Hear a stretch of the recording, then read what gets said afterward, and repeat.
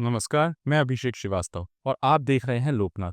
आइए डालते हैं आज की खास खबर पर नजर।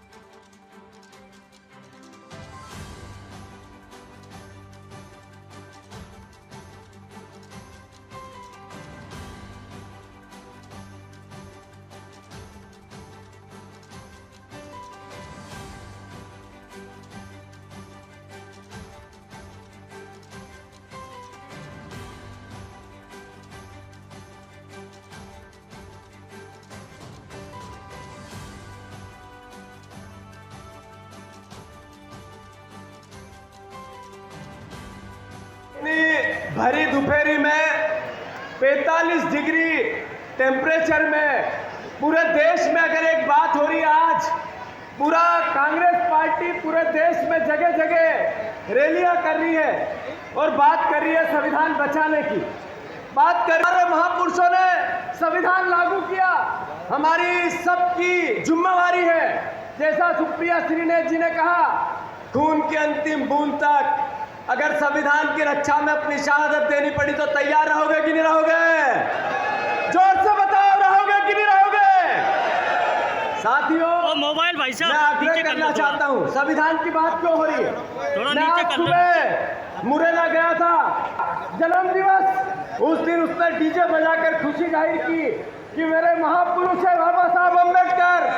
अगली रैली होना चाहिए संविधान बताओ, संविधान पढ़ाओ, संविधान में है क्या। हम लोग संविधान बचा रहे हैं, लेकिन संविधान की कौन कौन से अनुच्छेद हैं जो महत्वपूर्ण है, जिसके बारे में हमें जानकारी मिलनी चाहिए। आज मुझे ग्वालियर के विष्णुकांत शर्मा जी, पता नहीं यहाँ हैं कि नहीं है, उन्होंने ये मुझे पैम्फलेट दी और ये दी। यदि इस प्रकार की पैम्फलेट प्रदेश कांग्रेस कमेटी अगर जन जन तक पहुंचाए, कांग्रेस जन तक पहुंचाए, तो हमारे कांग्रेसियों को मालूम होगा कि हम लोग संविधान बचा रहे हैं कि अपने आप को खुद को बचा रहे हैं। हम अपने आप को खुद को बचा लें तो संविधान बच जाएगा, क्योंकि हमारी पार्टी ने न्याय पथ की घोषणा की है। और न्याय पथ की जब घोषणा की है तो उसमें 3 हमें बातें कही है।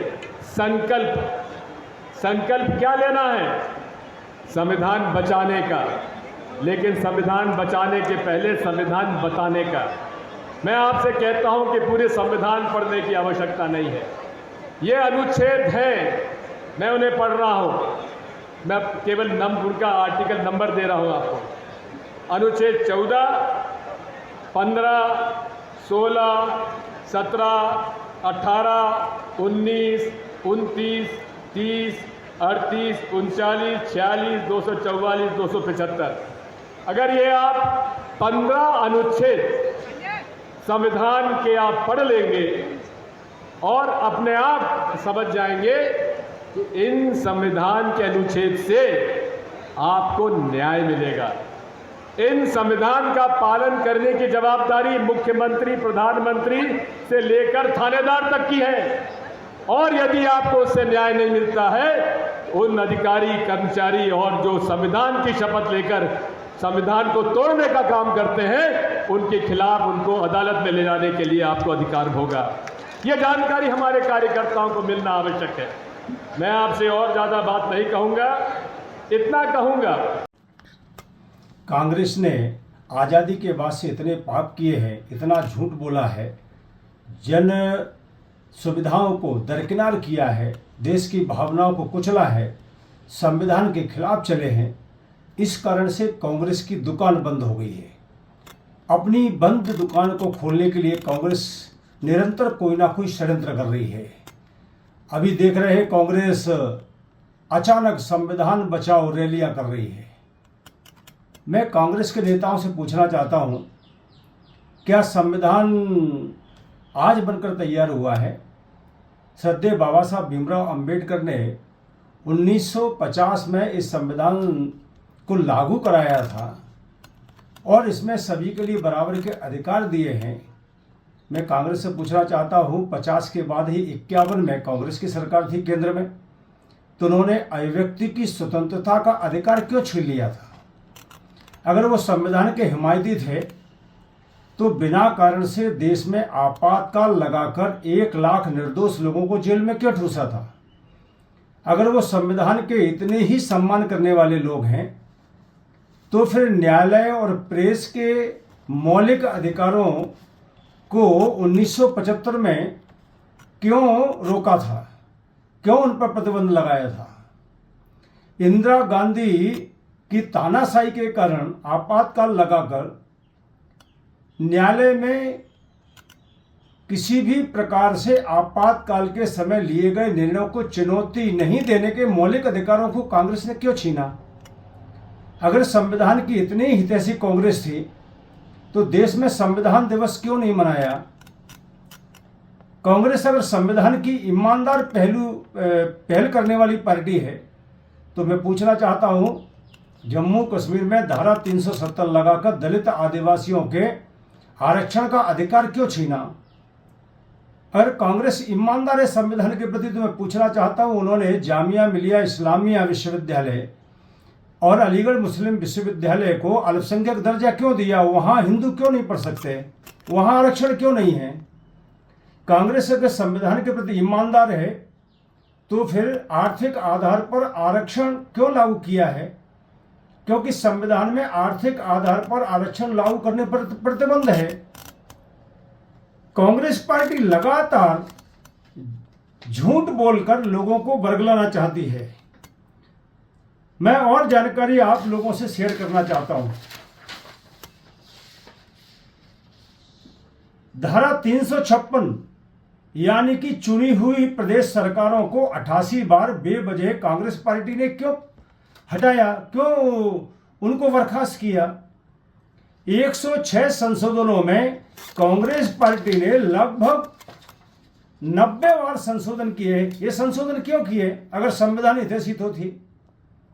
इसका मतलब साफ है कि कांग्रेस पार्टी संविधान विरोधी है। संविधान उसके लिए कोई मायने नहीं रखती है। अपने लिए यानी कि कांग्रेस पार्टी के नेताओं के हित के लिए, कांग्रेस पार्टी की सरकारों के हित के लिए संविधान का कई बार अपमान किया है कांग्रेस पार्टी के नेताओं ने। कांग्रेस की सत्ताओं ने कई बार संविधान को कुचला है। और इतना ही नहीं है, मैं पूछना चाहता हूं, आदरणीय नरेंद्र मोदी जी की सब सरकार आती है तो संशोधन महिलाओं को बराबरी के अधिकार देने को होते हैं। कांग्रेस पार्टी ने 3 तलाक कानून खत्म क्यों नहीं किया? 3 तलाक कानून लाके महिलाओं को बराबरी का संपत्ति का अधिकार क्यों नहीं दिया? गरीब पिछड़े वर्ग के और हमारे सामान्य वर्ग के गरीब हैं, उनको आरक्षण की व्यवस्था संशोधनों में क्यों नहीं की? इंदिरा जी ने अपनी सरकार तो बचाई। कांग्रेस पार्टी ने यह संविधान में संशोधन करके कभी गरीबों के कल्याण की योजना क्यों नहीं लागू की? कांग्रेस पार्टी ने पिछड़ा वर्ग आयोग को संवैधानिक दर्जा क्यों नहीं दिया? यानी कि पिछड़ा वर्ग विरोधी कांग्रेस पार्टी। काका कालेलकर की रिपोर्ट को पिछड़े वर्ग को बराबरी का अधिकार देने के लिए इंदिरा गांधी ने और नेहरू जी ने ठंडे बस्ते में क्यों डाली? नेहरू जी ने, अगर दलित आदिवासियों की इतनी हितैषी कांग्रेस पार्टी है तो नेहरू जी ने 1961 में आरक्षण के विरोध में मुख्यमंत्रियों को पत्र क्यों लिखा? और 2 घंटे 43 मिनट के भाषण में संसद में राहुल गांधी ने आरक्षण से बुद्धू पैदा होते ये क्यों कहा? एक तरफ नरेंद्र मोदी जी हैं, वो कहते हैं कि नरेंद्र मोदी के रहते संविधान को खरोच भी नहीं आएगी। एक तरफ ये नेता हैं जो ये कहते हैं कि हमारे लिए पन्नों की किताब नहीं है, भारत का संविधान हमारे लिए राष्ट्रीय ग्रंथ है और इसलिए वो 2010 में ही संविधान गौरव अभियान अपनी विधानसभा में मनाते हैं और 2015 में संविधान दिवस मनाना भी चालू करते हैं। मैं कांग्रेस पार्टी के नेताओं से पूछना चाहता हूं, आपको संविधान दिवस मनाने से किसने रोका? ऐसे ही वीडियोस को देखने के लिए आप लोकनाथ के YouTube चैनल को सब्सक्राइब करें। साथ ही हमारे अन्य सोशल मीडिया प्लेटफॉर्म्स जैसे कि फेसबुक और इंस्टाग्राम को भी आप फॉलो कर सकते हैं।